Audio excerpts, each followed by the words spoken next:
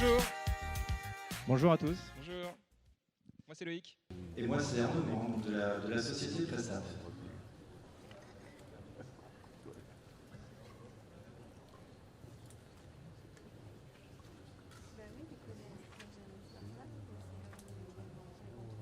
Donc le thème de cette conférence aujourd'hui va être le mobile au service de l'expérience client. Donc on va aborder ce sujet avec Loïc de Saint-Andrieux de Google et moi-même, donc Arnaud Morand de l'entreprise Prestap.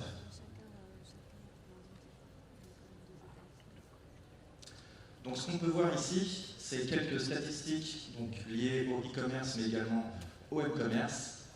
Sur la partie de gauche, on va retrouver le parc aujourd'hui en 2018. Donc on peut très bien remarquer qu'il y a une forte possession de la part des Français d'un smartphone, également d'un ordinateur mais qui se trouve sur le déclin, et également d'une tablette qui se trouve elle-même sur le déclin avec une plus faible part de possession.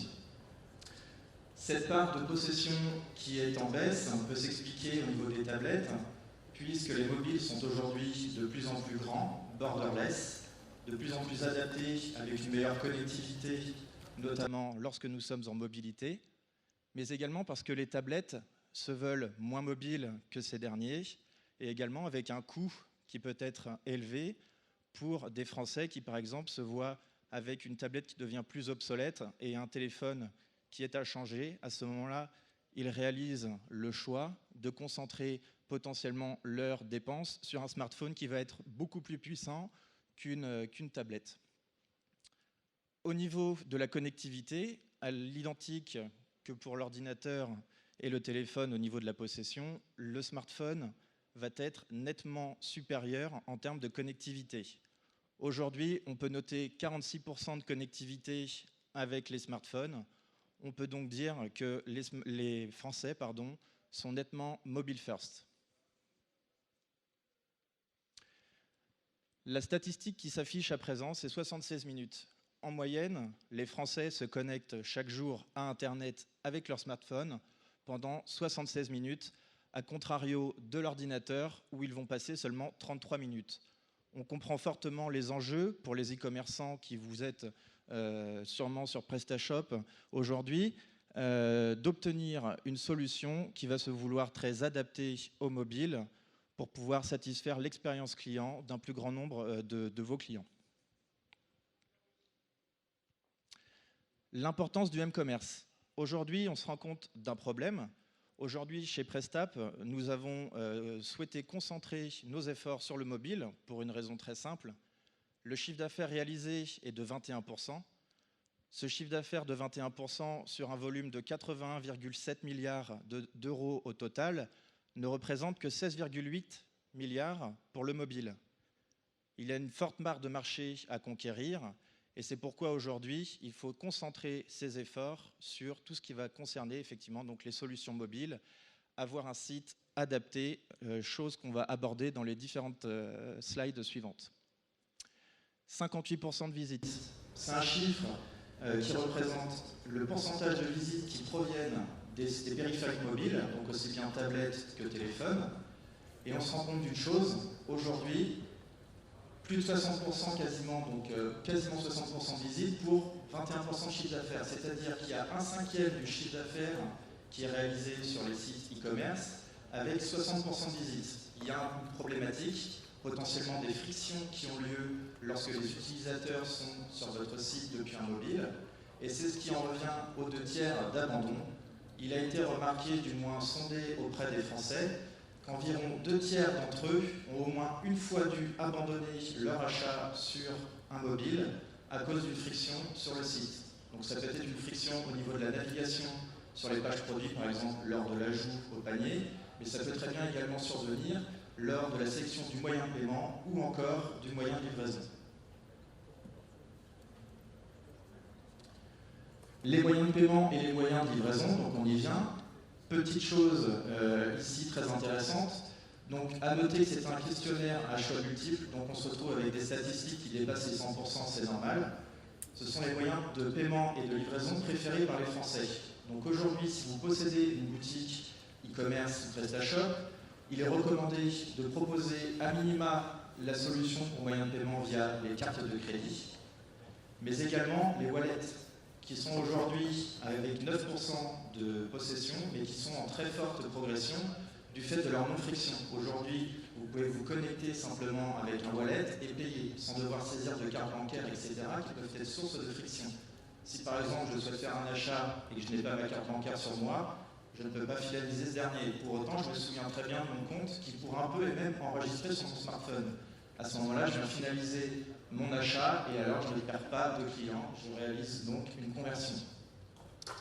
Concernant les moyens de livraison, il a été remarqué que la majorité des clients souhaitaient se faire livrer soit sur leur lieu de travail ou à domicile. Donc là, c'est une livraison classique comme on peut le réaliser avec Colissimo par exemple, mais également en point relais. Pourquoi point relais? Puisqu'on va avoir une flexibilité au niveau des ouvertures et des fermetures qui ne seront pas délivrées par exemple comme des bureaux de poste. Donc c'est un moyen de livraison qui est préféré tout autant quasiment que les moyens de livraison à domicile ou, ou sur le lieu de travail.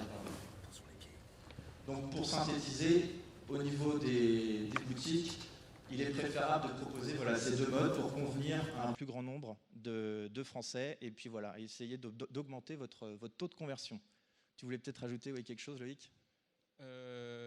Oui, en fait, ce qui est intéressant ici, c'est qu'on voit que les Français sont donc mobile first, mais qu'il y en a de plus en plus aussi qui deviennent mobile only. C'est-à-dire que le seul device qu'ils vont avoir pour se connecter à Internet, ça va être un smartphone, parce que ça coûte de plus en plus cher et c'est l'appareil qu'on utilise vraiment tous les jours. Ce qui montre vraiment l'urgence de proposer une expérience de très haute qualité sur le smartphone.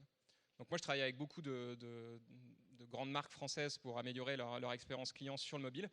Et il y en a beaucoup qui se disent mobile first, mais il y en a très peu qui le sont dans la réalité, c'est-à-dire penser l'expérience avant tout sur le mobile, quitte à décliner après l'expérience sur les ordinateurs. Et pourtant, c'est important puisque voilà, vos clients qui ont une mauvaise expérience sur votre boutique mobile, il y a de grandes chances qu'ils aillent voir la concurrence et qu'ils ne reviennent pas chez vous.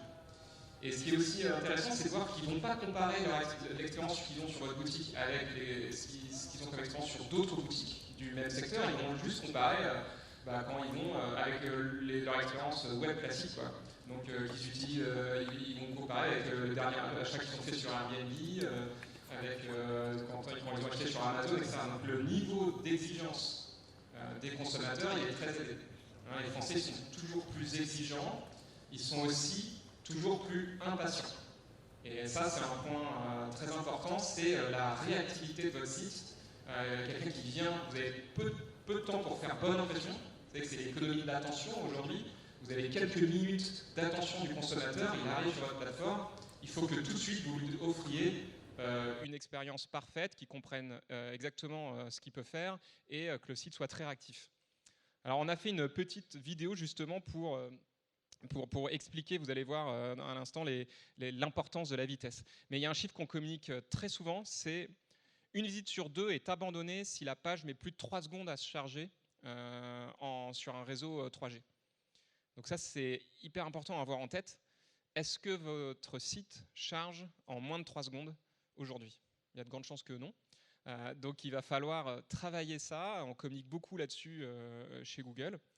Et alors attendez, est-ce que la petite vidéo peut se lancer?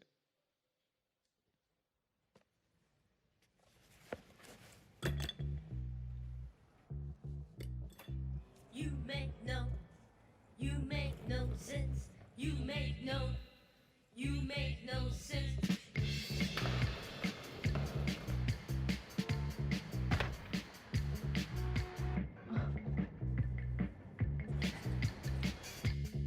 Hello. You make no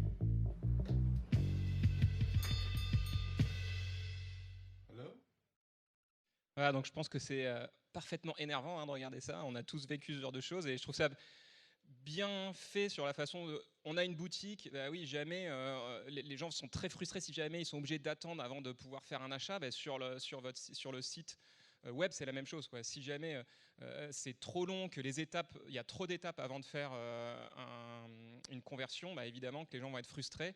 Et des consommateurs frustrés, bah c'est des consommateurs qui ne reviennent pas.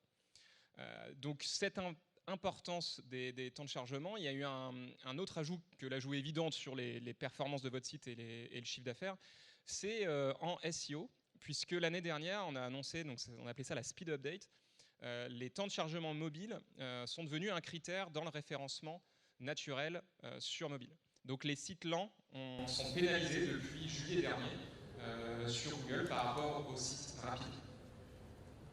Et à ça se rajoute un autre outil qui est très pratique, c'est dans Google Ads, donc Google AdWords. Depuis l'année dernière, on affiche le score de vitesse sur les pages d'atterrissage que vous utilisez pour vos campagnes publicitaires search. Donc c'est hyper pratique parce que vous pouvez, tout ce qu'on vient de se dire en fait, comment commencer, comment vérifier si votre site est rapide ou pas, vous allez sur Google Ads et vous vérifiez votre mobile speed score et il faut qu'il soit le plus proche de 10. Ça vous donne une première indication sur les pages sur lesquelles il faudrait travailler l'expérience. Les pages avec beaucoup de clics qui ont un speed score mauvais, il faudrait peut-être travailler l'expérience. Alors, une autre façon pour aller un petit peu plus loin, il y a plusieurs outils qui existent aujourd'hui sur le marché, des outils gratuits pour mesurer justement la vitesse de votre site. On a des données qui viennent, des données qu'on appelle laboratoires, c'est-à-dire c'est des simulations. On va faire tourner sur un serveur les pages principales de votre site et on va aller mesurer des métriques clés en rapport avec la vitesse. Donc il y a un site qui s'appelle webpagetest.org, vous pouvez tous utiliser, vous allez sur webpagetest.org, vous mettez à Paris en 3G, vous mettez l'URL hyper importante pour votre site, je sais pas, une page produit, une page liste, et puis vous faites tourner le test et vous allez vérifier vos performances et vous allez pouvoir vous comparer avec évidemment vos concurrents directs. Il y a aussi Lighthouse, qui est une extension sur Chrome et qui a été intégrée l'année dernière dans l'outil PageSpeed Insights, que je vais vous montrer un peu après, qui vous donne aussi des métriques de web performance. C'est hyper facile à faire. En un clic, vous allez obtenir un audit en fait, de votre page. Et puis, il y a des outils qui vous donnent des données de vos vrais consommateurs. C'est plus une simulation, c'est les vrais consommateurs qui viennent sur votre site. Et on va savoir, donc avec les Chrome User Experience Report, donc Chrome UX Report, il y a des utilisateurs de Chrome qui partagent anonymement leurs données de performance avec Google, c'est-à-dire est-ce que la page qu'ils ont chargée s'est chargée rapidement. Et ces informations-là, vous pouvez les obtenir de façon plus simple, c'est d'utiliser PageSpeed Insights pour avoir ces informations de vos vrais utilisateurs. Et puis dans Google Analytics, vous avez aussi des informations de temps de chargement, mais honnêtement c'est un peu moins puissant que les autres outils qu'on a vus. Alors voilà la capture d'écran de PageSpeed Insights, j'ai fait le test sur Amazon. Donc vous voyez en haut, les données de champ, c'est les données des vrais utilisateurs. Et ici on a deux métriques, je ne rentre pas dans le détail technique de ce que ça mesure, c'est en gros combien de temps le premier élément s'est affiché et à partir donc sur tous leurs utilisateurs, ils ont 56% d'utilisateurs, je crois qu'ils mettent moins d'une seconde pour afficher le premier contenu, donc c'est plutôt bon, on va dire. Et en dessous, vous avez des données de laboratoire avec différentes métriques qu'il faudrait prendre en compte. Donc cet outil est hyper pratique pour vous comparer, pour vous donner des cibles aussi, essayer de vous donner des objectifs pour travailler avec votre équipe qui développe votre site. Pour dire, voilà, moi je veux vraiment cette page-là, il faut que j'atteigne tel score. Donc pour info, ici il y a l'indice de vitesse, je ne sais pas si vous le voyez, là il est orange, là ils sont à 4,9 secondes. Nous, lui, on dit qu'il faut en général être à moins de 5 secondes sur cet indice de vitesse, et l'idéal c'est moins de 3 secondes. Donc ça vous donne par exemple une cible à essayer d'atteindre. Et encore plus intéressant, en dessous, vous avez les opportunités. Donc on vous place ce qu'il faudrait travailler sur votre page en priorité pour avoir des gains significatifs sur les temps de chargement de la page. Alors très très souvent, c'est les images. Donc c'est un grand classique, les images sont très souvent pas adaptées au mobile. C'est des sites responsives où on va charger une image desktop avec une énorme résolution, on va juste la resizer sur le mobile. Et du coup, c'est des images très lourdes. Donc très souvent, ici, on va vous conseiller de travailler la compression de vos images. Et ce qui est pratique, c'est que ça vous donne des liens vers, pour vos développeurs vers les meilleures pratiques aujourd'hui pour optimiser les images, les JavaScript, les feuilles de style, etc. Donc PageSpeed Insight, c'est un peu l'outil à retenir gratuit et facile d'utiliser. Alors il y a plein de métriques ici qui peuvent être utilisées pour ce qu'on appelle la web performance, la vitesse. Des métriques du first contentful page, c'est à partir de quand j'ai la navigation qui est chargée. Et puis la métrique de base aujourd'hui, c'est ce qu'on appelle le speed index. Le speed index, c'est le temps moyen d'affichage des éléments visibles sur la page. C'est ce qu'on a vu. C'est ce qu'on a vu ici, l'indice de vitesse qui est marqué ici, c'est le speed index. Donc speed index, c'est la métrique de base aujourd'hui. Donc moi, je vous recommande tous de mesurer le speed index. WebPageTest le fait aussi.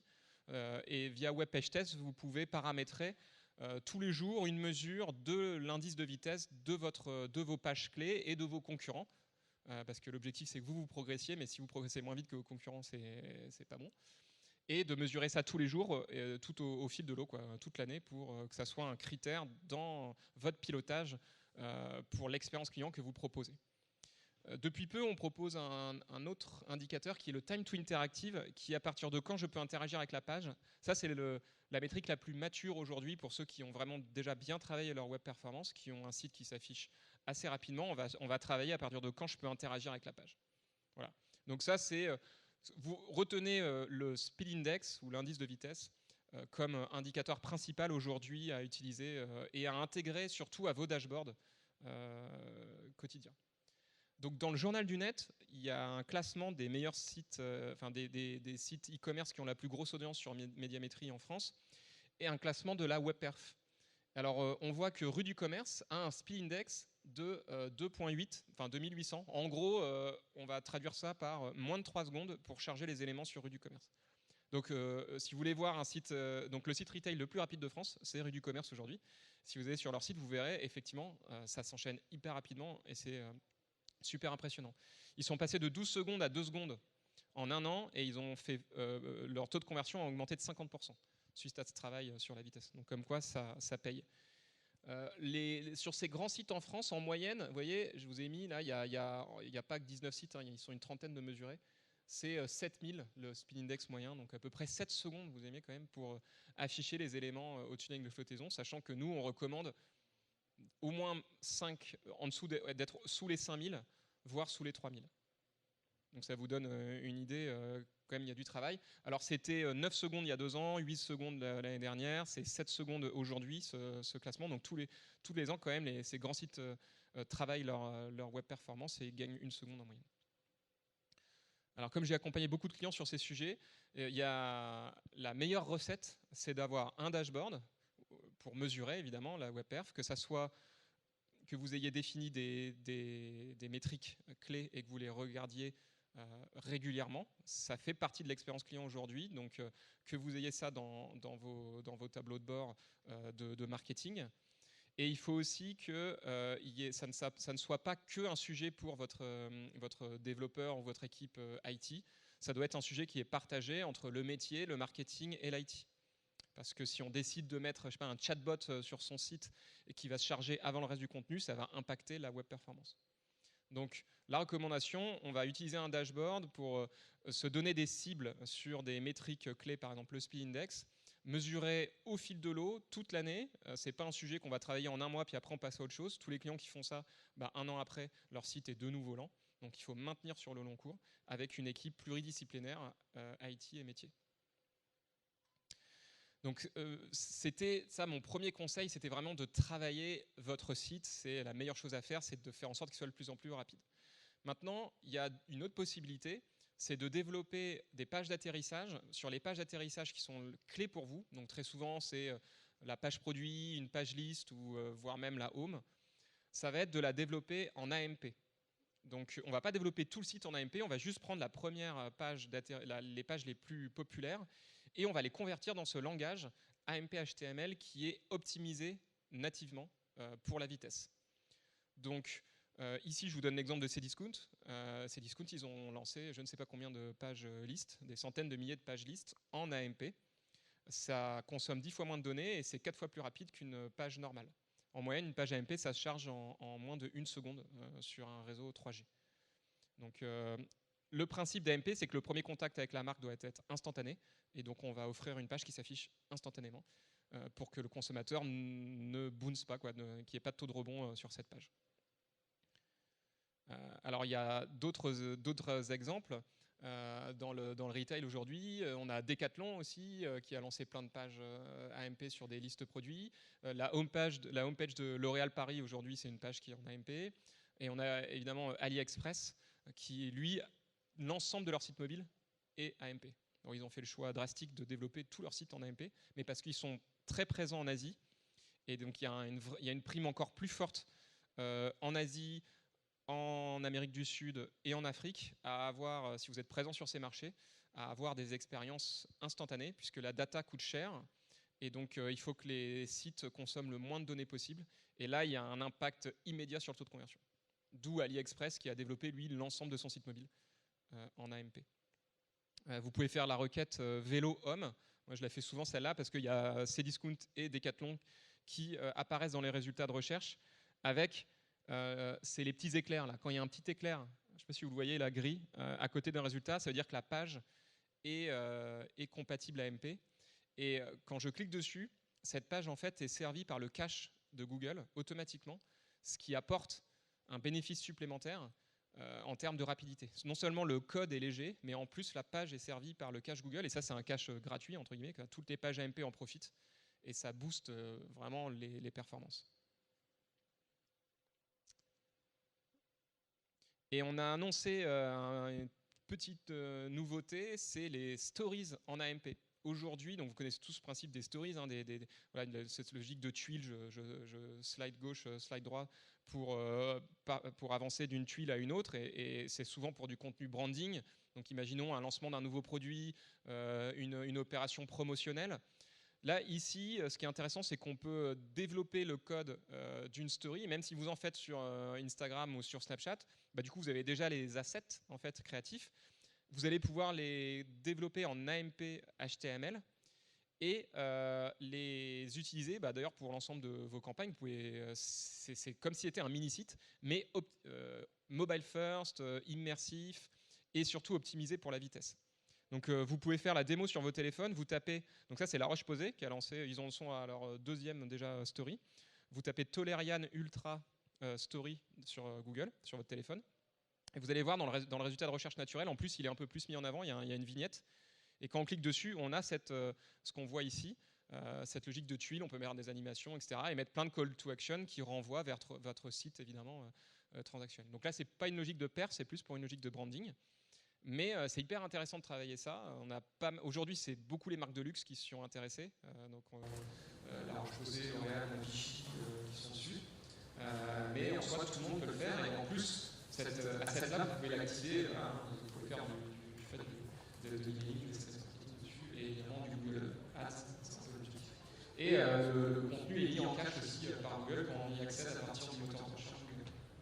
Donc, assez intéressant de travailler ça pour votre contenu branding. Et à notre conférence développeur, on a mis en avant un site qui n'est pas Google, qui s'appelle makestories.io, qui permet très facilement de créer des AMP stories. Voilà, c'est une manière de tester, de faire un POC pour voir ce que ça peut vous apporter sur voilà, un lancement de produit, une promo, un catalogue même, si vous avez envie de tester. Mais il y a une autre grande tendance aujourd'hui dans le monde du web mobile pour proposer une expérience à la pointe, ce sont les Progressive Web Apps. Progressive Web Apps, c'est juste votre site mobile actuel qu'on va booster. On prend votre site mobile actuel, vous n'avez pas besoin de faire une refonte, etc. Mais vous pouvez très bien prendre votre site actuel et rajouter des features, des modules, étape par étape, pour faire en sorte qu'on ait une expérience parfaitement fluide aujourd'hui donc, sur le mobile. Alors, vous voyez, un site web, une Progressive Web App permet en plus d'avoir des fonctionnalités qui étaient jusque-là réservées aux applications natives des stores. Donc le fait de pouvoir s'abonner à des push notifications web, le fait de pouvoir avoir une expérience accessible hors ligne, le fait d'avoir du caching des ressources pour que l'expérience soit plus rapide, le fait de pouvoir avoir un ajout à l'écran d'accueil très facile en un clic sur Chrome, sur Android, je peux rajouter un raccourci sur l'écran de mon client et ça booste fortement l'engagement. Alors, les 4 fonctionnalités clés, voilà, c'est la rapidité, la fiabilité, le fait que ça soit installable et le fait que ça soit engageant. Nous, aujourd'hui, ce que je dis à mes clients, c'est que vous aviez l'habitude d'avoir un site responsive en général. Une stratégie mobile, c'est oui, c'est bon, j'ai créé mon site responsive, j'ai ma stratégie mobile. Maintenant, en fait, ce qu'il faut de base, c'est une PWA. Pour moi, en gros, vous avez un site responsive, maintenant la base, c'est une PWA, c'est-à-dire un site qui soit rapide, avec une page accessible en ligne. Ça, c'est la base. Et puis, en fonction de vos business models, on va rajouter la joie d'écran d'accueil, on va mettre le push notification. Et on verra dans une deuxième partie les différentes stratégies qu'on peut faire, par exemple, sur la partie offline. D'une simple page, quand je suis en ligne, à carrément, je peux mettre en cache les données si j'ai des magasins, les informations sur mon compte fidélité. Je peux proposer en cache les top produits par défaut. Donc si mon consommateur il perd sa connexion, je peux lui dire tiens, voilà les produits les plus importants aujourd'hui que j'ai envie que tu connaisses. Et il n'a pas à avoir connecté, il peut les consulter sans avoir de résultat. Donc là, notre objectif à nous, en fait, c'est de se dire un site web touche beaucoup plus de gens qu'une application native. L'application native, c'est qu'il y a des contraintes à télécharger une application native. Et c'est souvent les consommateurs les plus fidèles qui vont télécharger l'application native. Vous avez beaucoup plus de leads sur votre site web.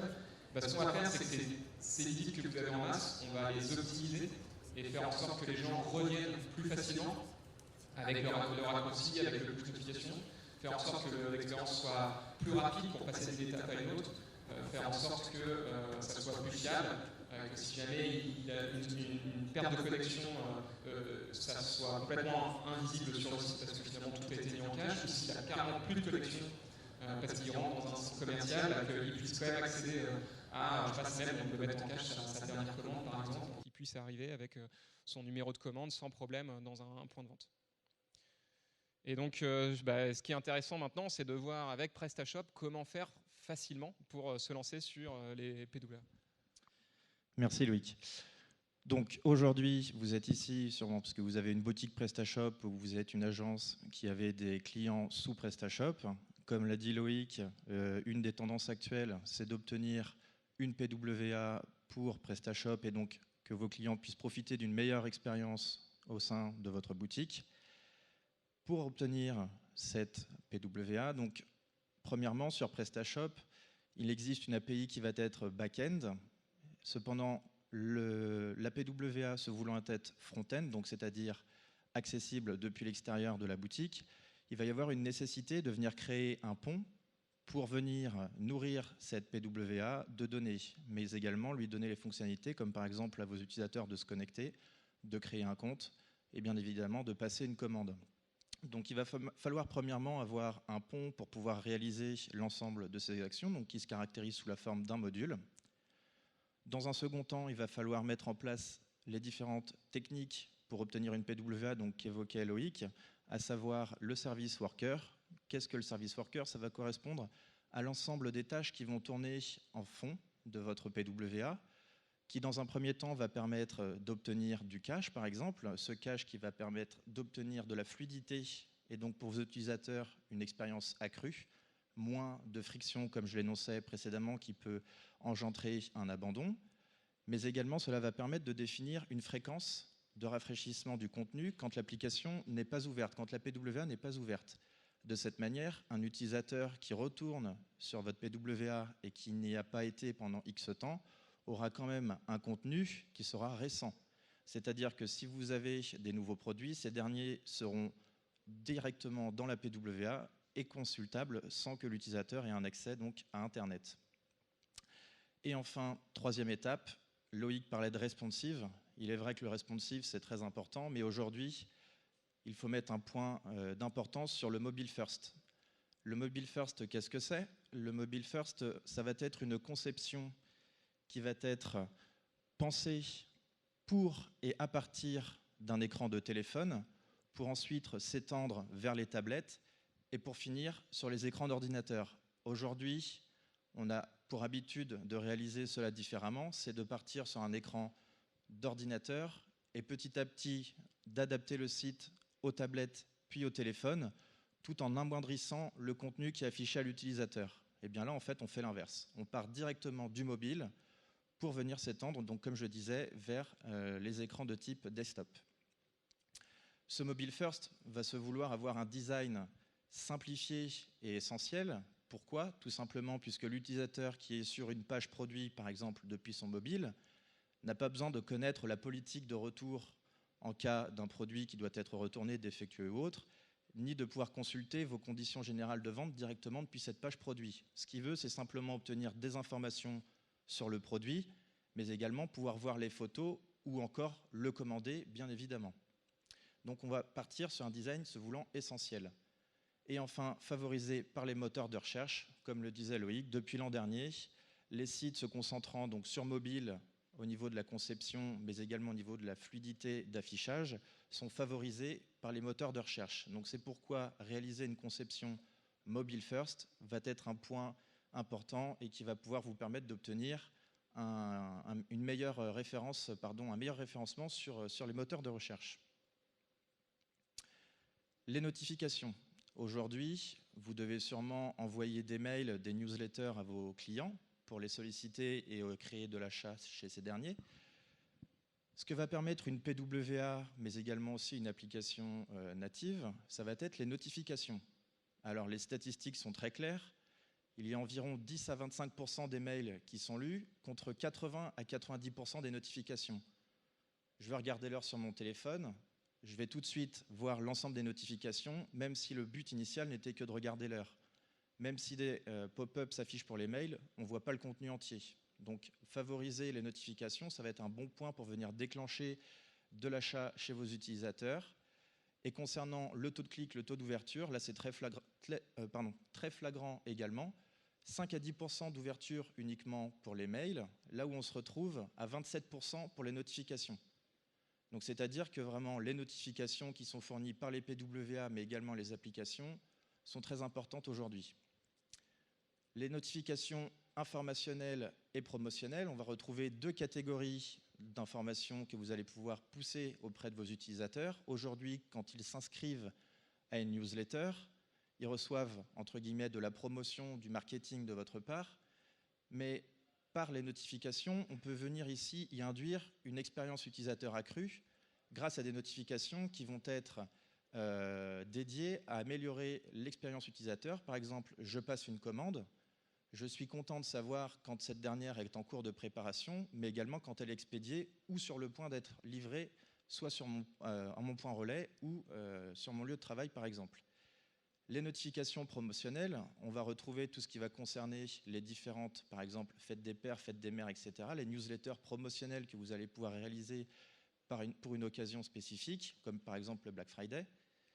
Et l'idée, c'est de venir ici catégoriser vos notifications sur ces deux pans. Aujourd'hui, au niveau des systèmes, lorsque vous ouvrez une application, vous avez déjà dû le rencontrer, vous êtes invité à autoriser ou non l'application à vous envoyer des notifications. Ici, ce qui serait intéressant d'imaginer, on est en train actuellement chez Prestap de réfléchir à justement cette proposition-là pour offrir une meilleure expérience client, c'est que lorsque l'utilisateur accepte de recevoir des notifications, c'est simplement une première validation système, mais en aucun cas une acceptation pour le recevoir par la suite. Au fur et à mesure de l'expérience client, quand il va venir sur l'application, par exemple au niveau du panier, c'est seulement à ce moment-là où on va lui proposer une seconde pop-up, l'invitant à accepter ou non de recevoir des notifications de type informationnel. L'emplacement est de choix puisqu'effectivement, lorsqu'il est sur le panier, cet utilisateur, potentiellement, il va passer une commande. Et il est content de pouvoir savoir qu'en passant commande chez vous, il va pouvoir recevoir des informations au fur et à mesure de sa commande directement via des notifications.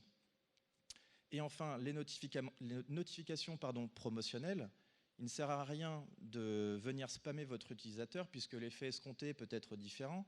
Il peut dans un premier temps venir désinstaller l'application si vous lui en envoyez trop à la suite, tout simplement.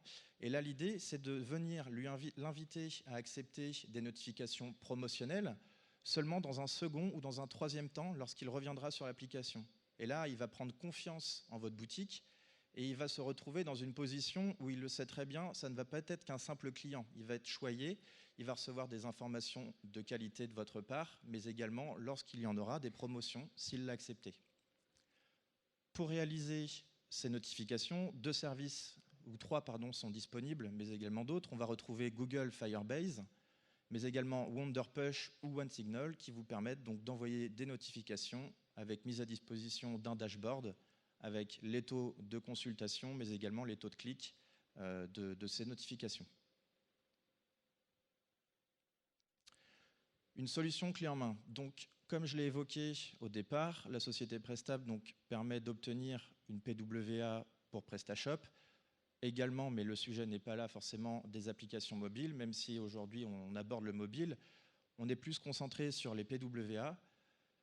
La solution clé en main, en quoi elle consiste? Elle consiste en un module qui est installé sur la boutique PrestaShop et qui derrière permet d'obtenir une PWA avec un design se voulant mobile first, comme on en a parlé dans les slides précédents. Quelques évolutions futures. Donc j'en parlais tout à l'heure au niveau des notifications, la possibilité de retarder l'acceptation ou non des notifications, mais également de pouvoir les catégoriser. Loïc l'a abordé tout à l'heure, l'ajout à l'écran d'accueil de la PWA, tel qu'on pourrait le faire avec une application en passant par les stores.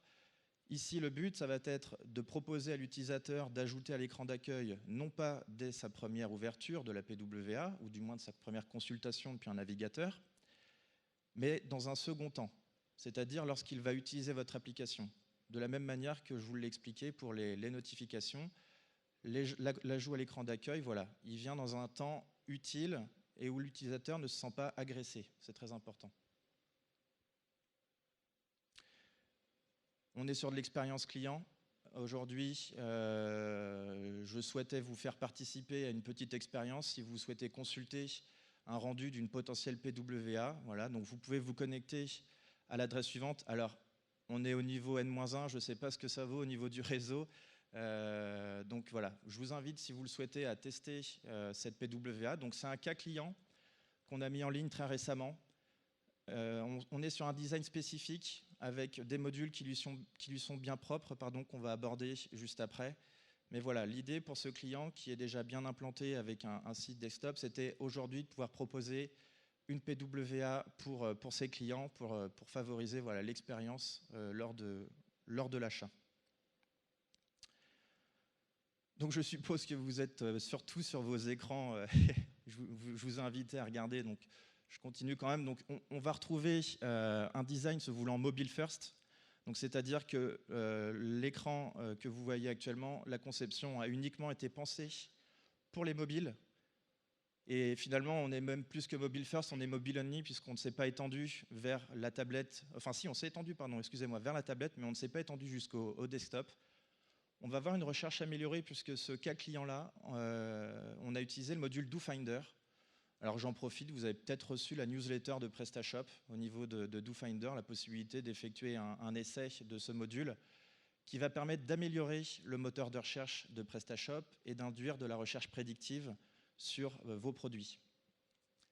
Et enfin, troisième écran sur la droite, on retrouve un historique des recherches. Donc on a souhaité mettre en place cet historique puisque l'utilisateur qui revient sur l'application, en l'occurrence ici la PWA, peut être content de ne pas avoir à ressaisir ou du moins de mémoriser l'ensemble des recherches. Il a juste à cliquer et il peut réaccéder à ses précédentes recherches. On va faire court ici, 3 modes d'affichage selon l'envie du client. Soit il veut voir en gros les images, soit il veut voir un maximum de produits. Et alors là, c'est très simple. Comme je disais tout à l'heure, on adapte le contenu. Plus on va avoir de produits, moins on va avoir d'informations sur ce dernier, mais des informations essentielles comme le prix ou encore la réduction. Ici, on est sur un site de vente privée, donc on affiche la réduction. Sur l'image du milieu, on va faire un focus sur le produit en lui-même. Donc on va avoir une très grande image, moins de produits et quelques informations comme le titre en plus.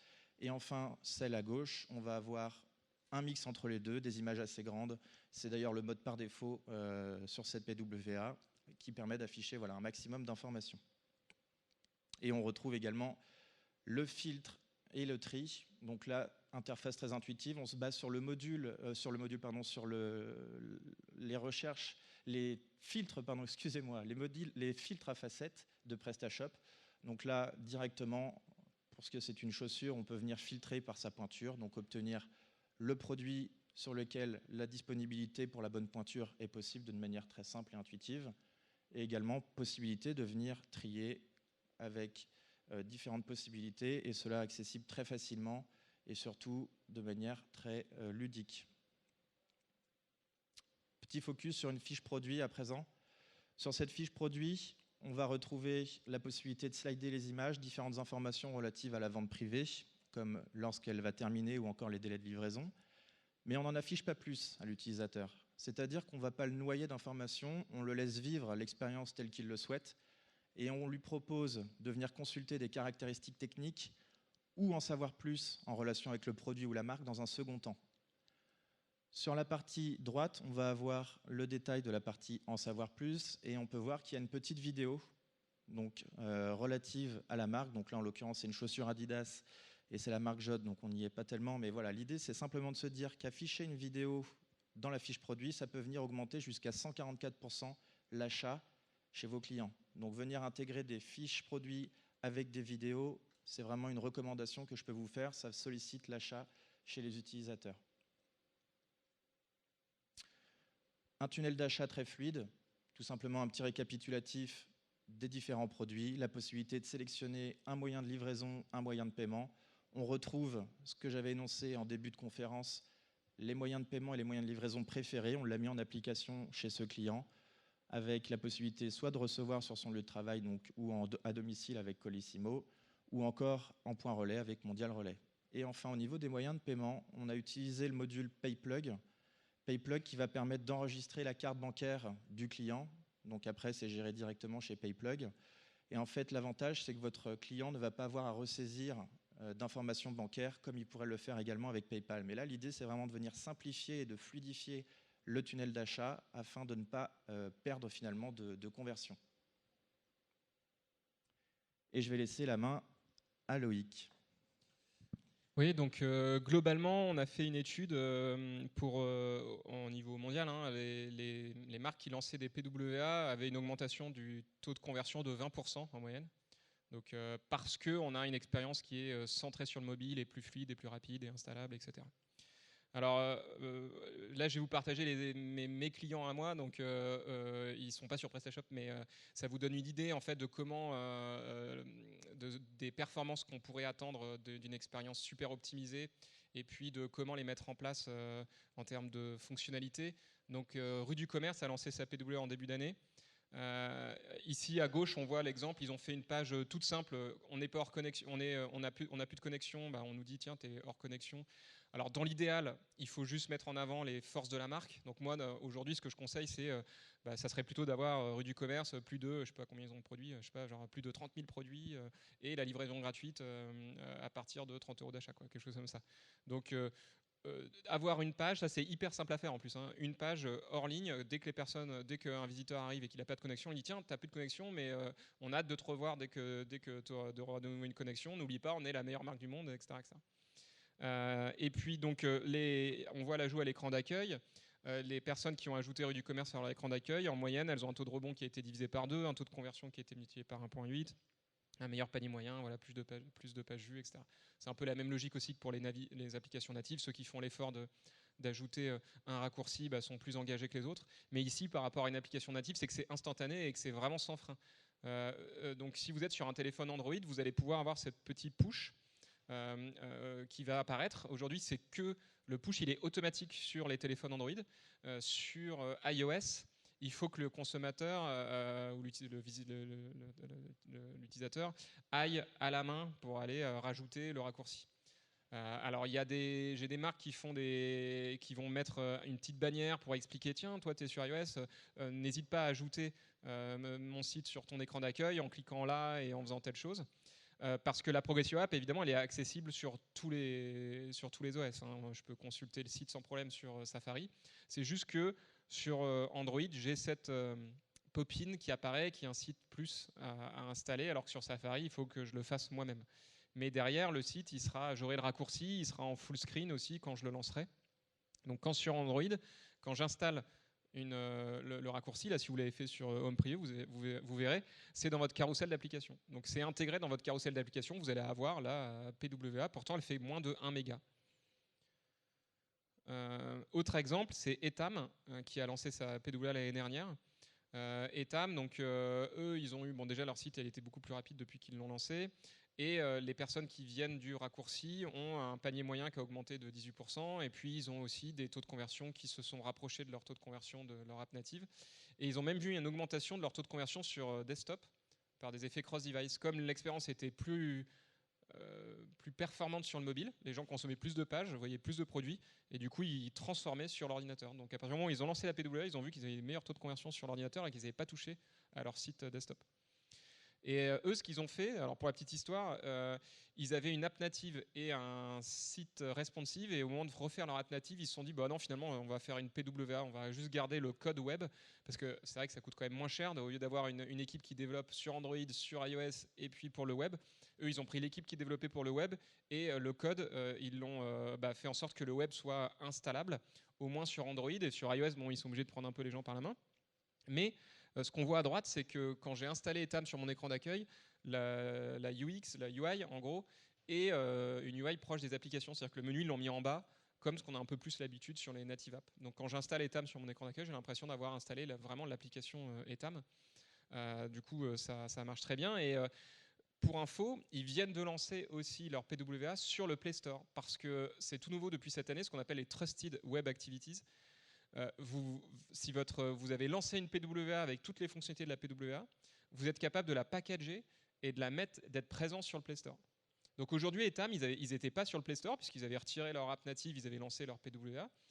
Maintenant, avec juste leur développeur web, donc ils n'ont pas eu avec une seule équipe, ils sont présents sur le Play Store. Et quand je suis sur le Play Store, vous cherchez Etam, vous verrez et vous faites installer, en fait, ça installe la PWA sur votre téléphone. Donc c'est hyper pratique parce qu'en termes de coût, c'est assez pas mal, quoi.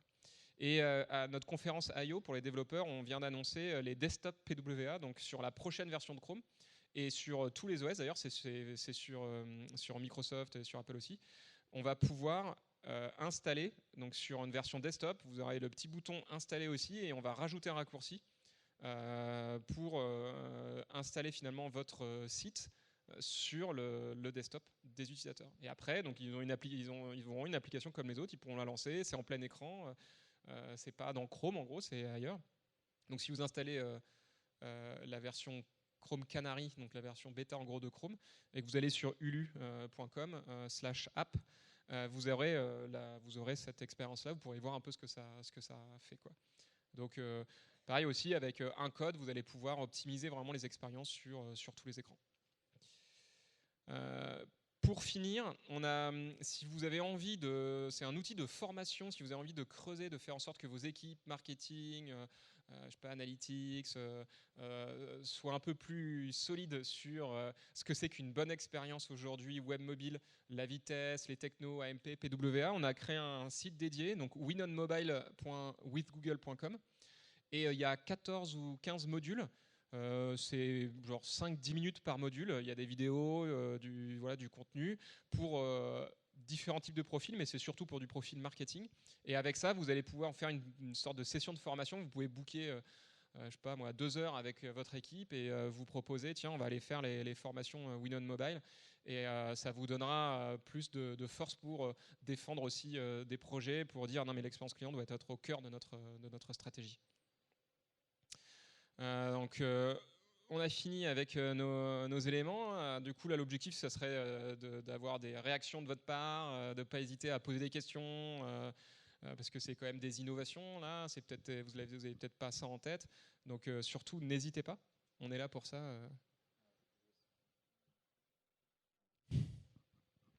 Après je ne sais pas, est-ce qu'il y a un micro qui peut être commence à... Il y a une question là-bas. Ah, oui.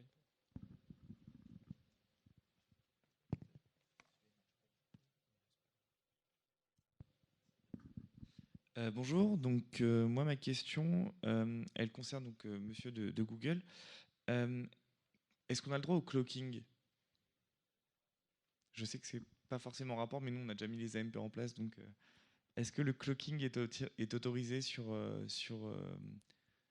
enfin, est-ce que Google le prend en compte ou est-ce qu'on est pénalisé, est-ce qu'on se prend une pénalité? Alors là, moi, je suis pas. En gros, je peux pas parler de référencement. Donc, ça, Ok. voilà, donc malheureusement, je peux pas donner de conseils. Je peux juste, moi, j'ai juste accès aux mêmes infos que les autres. Du coup, je suis pas trop à même de parler de ça, quoi. Et sur PageSpeed Insight, pardon, vous avez Ouais. des informations. Avant, on avait le contenu optimisé qui apparaissait en dessous. C'est-à-dire que les images qui étaient optimisées, etc. C'est plus le cas aujourd'hui depuis l'intégration de Lighthouse. Est-ce que ça va revenir ou pas? Non, là pour l'instant, on a les modules de Lighthouse avec ce qu'on conseille d'optimiser. Donc normalement, quand vous ouvrez les modules, vous avez par exemple toutes les images. Si jamais on a repéré que les images étaient optimisables, vous avez la liste des images en question que vous pouvez, enfin qui sont référencées avec celles sur lesquelles il faut travailler en priorité. Ok, mais il est pas prévu comme avant de remettre les images optimisées en bas dans un dossier qu'on pouvait télécharger. Non, ça on l'a pas, mais ça fait un moment qu'on l'a retiré. Par contre, si vous allez sur webpagetest.org, il y a un module qui vous renvoie sur Cloudinary, je crois, avec toutes les images qui sont prêtes en optimisé. Merci.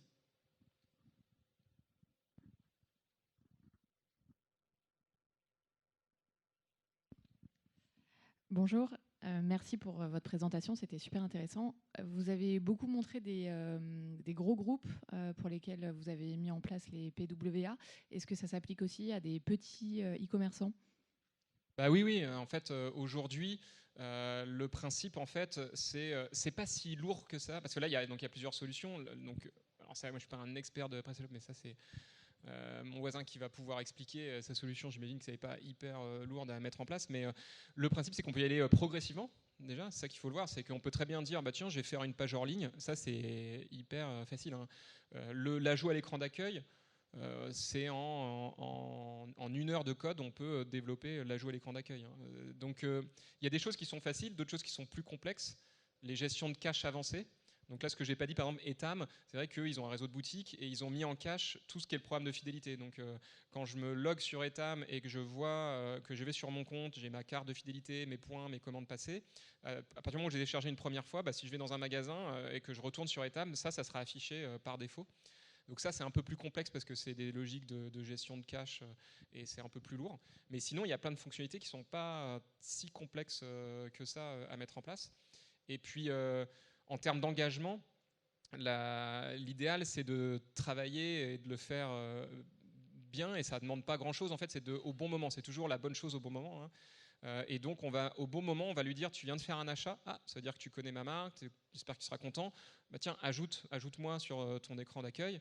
Donc, c'est juste une bonne scénarisation côté produit, se dire, tiens, à quel moment je vais mettre ma fonctionnalité. Et puis après, avec vos équipes de développement, de leur dire, bah, voilà, tiens, on va commencer par l'ajout à l'écran d'accueil. C'est pas grand-chose. Et puis après, on ira travailler l'offline et puis peut-être plus tard le push notification, parce que ça, c'est vrai que c'est plus lourd, ça nécessite d'avoir des outils, de préparer des campagnes régulières. Donc c'est plus engageant. Mais ce qui est pratique, c'est qu'on y va progressivement. Ok, merci. Je reprends les mots de Loïc. Alors effectivement, il faut y aller de manière progressive. Comme le disait Loïc, vous pouvez dans un premier temps ajouter les éléments à l'écran d'accueil, enfin la possibilité d'ajouter à l'écran d'accueil les notifications. Et dans un second temps, mais qui est pourtant très important, c'est venir travailler finalement le rendu à partir d'un mobile. L'idée d'une PWA, c'est d'ajouter des fonctionnalités, mais c'est également de proposer une expérience qui se rapproche le plus possible d'une application mobile. Comme on l'a vu, je crois que c'est avec Etam, où la disposition du menu était en bas. Alors aujourd'hui, un site qui est responsive peut être PWA, mais pour autant, l'expérience utilisateur, elle ne sera accrue que si vous travaillez aussi sur votre design. Donc pour en revenir aux grands groupes, certes, ils ont des moyens de venir mettre en œuvre ces trois fonctionnalités, c'est-à-dire, enfin trois possibilités, c'est-à-dire l'ajout à l'écran d'accueil, les notifications push ou même le mode hors ligne, et de venir faire un design spécifique pour la PWA. mais vous n'êtes pas obligé de le réaliser de cette manière-là. Vous pouvez y aller progressivement et voilà, avec un budget qui peut être plus restreint que les grands groupes, sans souci. Oui, bonjour, je voulais vous remercier déjà pour la qualité de votre présentation. Mais moi, je m'occupe par exemple plus de la partie design. Et c'est vrai que je trouve ça dommage pour les WPA d'avoir énormément de push notifications entre, on va dire, la RGPD, la newsletter. Après, on va avoir une autre push pour rajouter en raccourci ou un autre push pour les push. Et, ou les géolocalisations en effet. Et je trouve qu'en termes d'expérience utilisateur, si on commence à voir plus sur l'avenir pour n'importe quel autre site internet, si on a énormément de notifications, je trouve que pour l'expérience utilisateur, ça va être énorme et on va peut-être avoir une sorte de dégoût sur toutes les applications, où là, aujourd'hui, si on choisit en téléchargeant une application, d'avoir les notifications que sur Internet. Quand on est beaucoup plus sur Internet, on a beaucoup plus de choix de regarder des sites et donc on va multiplier les notifications. Et je trouve que c'est un peu contre-productif pour l'expérience utilisateur. Tout à fait, et c'est pour ça que ce qu'il faut aujourd'hui, on en est à une étape pas encore très mature sur les PWA, et la plupart des grands groupes, ils y vont bourrin, c'est-à-dire que j'arrive sur le site, on va me pousser 10 000 trucs. Alors, il y a encore des contraintes techniques, mais qui font qu'on ne peut pas avoir autant de liberté que ça. Mais sur le push notification, nous, on recommande, là, il est possible de gérer le push notification et de le déclencher qu'au bon moment. Et donc, alors, on matraque notre discours auprès des grands groupes, mais le principe, c'est de dire, par exemple, et ce que tu en parlais tout à l'heure, je fais une commande, au moment de ma commande, tiens, on va lui mettre un message personnalisé en disant, est-ce que tu souhaites recevoir des informations sur ta commande via des push des notifications. Et l'utilisateur là, donc il va avoir deux opt-in. En gros, il va dire bah oui, je veux bien. Derrière, on déclenche la pop-in système qui dit acceptes-tu de recevoir des notifications de brand.com. Là, il valide. Et le principe, c'est d'avoir un maximum de granularité dans le push notif. C'est pas de pousser n'importe quoi. On va lui dire tiens, là, tu vas recevoir les notifs des produits. À un autre moment, parce que ça fait 3 fois que tu viens ce mois-ci sur mon site, je vais dire tiens, est-ce que tu veux des infos? Et on va pas te proposer des promotions sur genre les promos de mon site. Mais on va dire tu es un homme, tu t'intéresses à je sais pas, des chaussures. Du coup, est-ce que tu veux recevoir des infos sur les chaussures pour hommes? C'est quand même mieux que les promos de tout mon site. Donc il faut être granulaire, il faut le donner au bon moment. Et l'ajout à l'écran d'accueil, aujourd'hui on ne pouvait pas contrôler, mais sur la prochaine version de Chrome, on l'a annoncé il y a 2 semaines, les développeurs vont pouvoir contrôler et pareil mettre une bannière spécifique. C'est ce qu'on a vu tout à l'heure avec Flipkart, je ne sais pas si vous avez fait gaffe, on pourra mettre donc des bannières dans le menu au moment de l'achat avec un message qu'on va travailler en plus, parce qu'il ne faut pas laisser le message système qui dit ajouter ta marque à mon écran d'accueil. Il faut dire tiens, ça prend moins d'1 méga. Est-ce que tu veux ma web app? Tu pourras consulter en hors ligne notre site web. Donc il faut travailler le message, le mettre au bon moment. Ça maximise le volume aussi, parce que ce qu'il faut, c'est quand même qu'il y ait du volume de gens qui installent, et c'est au plus près des besoins des consommateurs. Donc je suis tout à fait d'accord avec la remarque. Il ne faut pas que j'arrive sur un site et que j'ai à fermer 4 pop-in avant de pouvoir consulter le contenu. Et normalement, ça ne devrait pas être le cas. Ça marche, merci.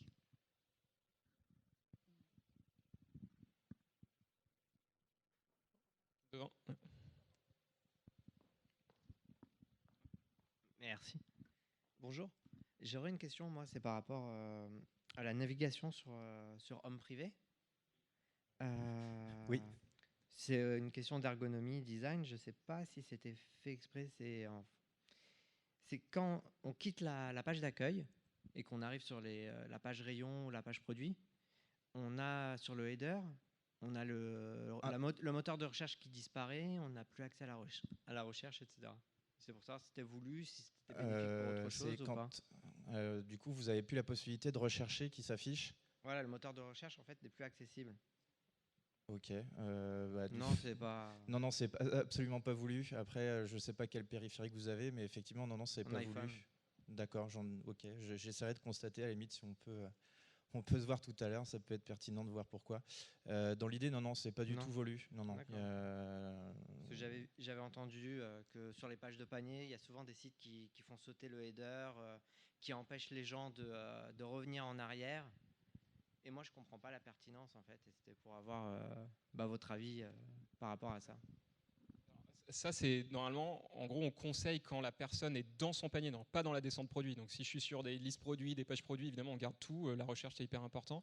Mais quand la personne est dans son panier, là, en général, effectivement, on retire les sorties possibles. On laisse le logo pour qu'il puisse revenir à la home. Uniquement. Mais le reste, on limite les sorties. Mais ça, on le fait que quand il a cliqué sur voir mon panier et qu'il est dans son panier. D'accord. Je vous remercie.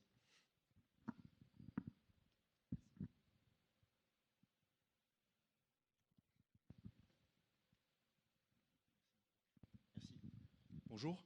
Je voulais juste vous demander une petite question par rapport à est-ce que vous avez des recommandations sur des solutions pour créer ce type d'application en PWA?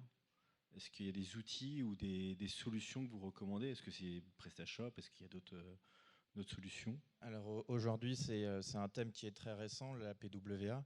Vous allez pouvoir retrouver différents acteurs qui vont vous permettre de créer donc des applications qui seront disponibles sur le store d'Android et celui de Apple. Dédié à PrestaShop, alors je ne suis pas ici pour forcément faire ma pub, mais c'est le cas.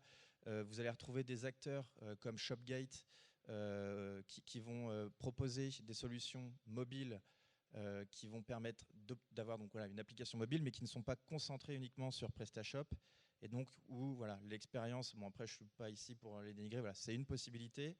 Et après, nous, chez Presta, on a créé cette solution qui permet d'obtenir une application dédiée à PrestaShop. Et en fait, on se focus uniquement sur PrestaShop. Donc voilà, c'est pas que je ne veux pas vous en dire plus, etc. Je ne suis pas là pour dénigrer les concurrents, mais voilà. En gros, vous avez potentiellement, si vous le souhaitez, Shopgate qui va vous permettre cette possibilité-là, ou alors Prestap. Voilà. D'accord, merci.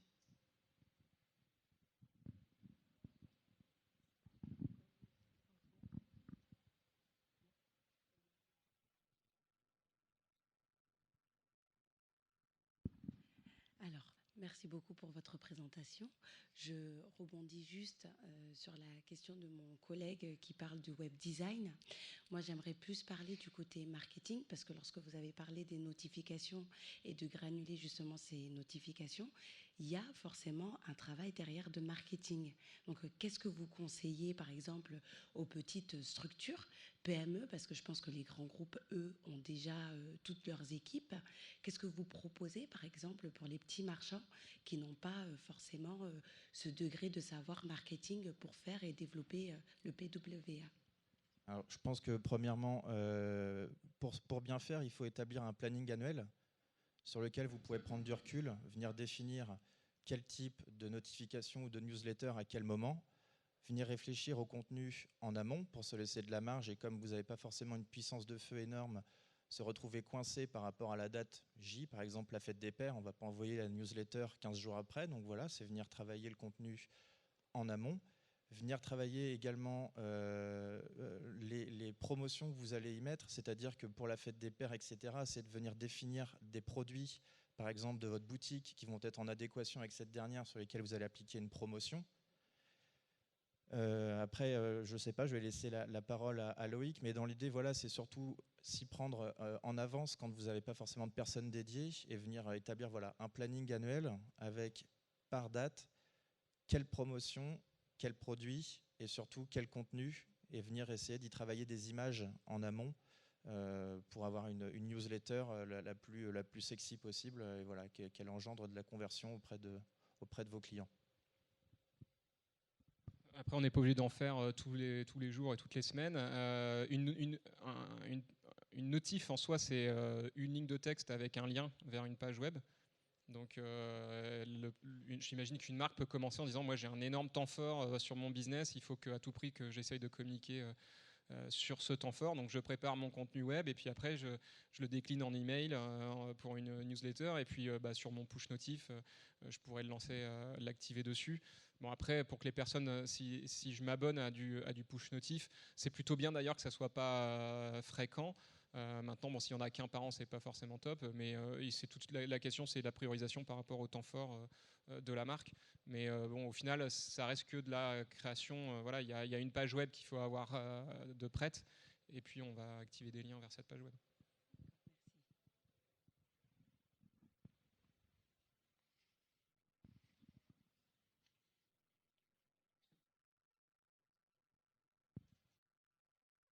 Bonjour. Moi, j'avais une question par rapport aux pages AMP. Vous les avez évoquées. Ça fait quelques saisons qu'on en parle. On n'a pas l'impression qu'il se passe grand-chose. Donc, quelle est la politique de Google par rapport aux pages AMP et est-ce qu'un e-commerçant peut en tirer profit?